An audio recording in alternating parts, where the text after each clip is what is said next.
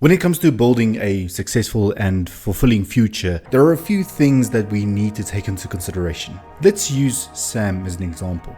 Sam is in his 20s, but Sam has no aspirations, no goals, and he has no good views of his future. Sam immediately needs to start thinking outside the box. And there are 3 things Sam can do right now in his early 20s that will benefit him in the years to come. Make sure that you're subscribed to Goals and Growth for more self-improvement content.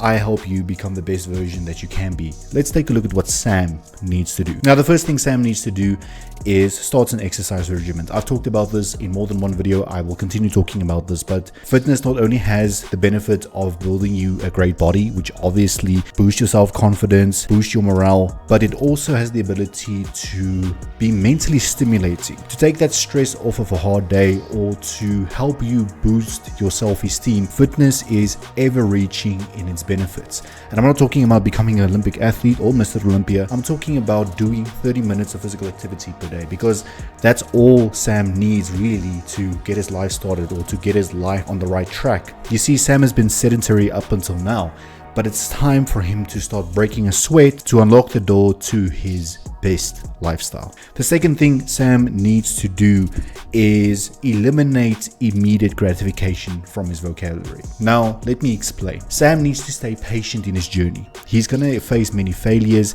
Many failures have hit him in the past, and he's gotten through all of it. He became frustrated and he became impatient and looked for overnight success schemes. Now is the time in his early 20s to start thinking about becoming a more patient person. Because let's be honest, success is not handed to you on a silver platter. It takes hard work, dedication, consistency, and it takes patience. Patience, because you are going to face failures multiple times.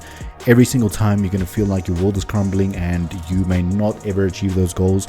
But at the end of the day, if Sam perseveres and he stays consistent with his training, his journaling, and everything that brings that together, he will see more results, especially in the years to come. The third thing that Sam needs to realize is that it is going to take sacrifice. And this is what a lot of young people in the early 20s do not realize. You need to be willing to put something on the plate. You need to be willing to throw something in the trash in order for something to come to you. You see, the universe will give to you, but at the end of the day, it needs to see that you're actually trying. And many people might not agree with, for example, Andrew Tate's views on this, but it is true.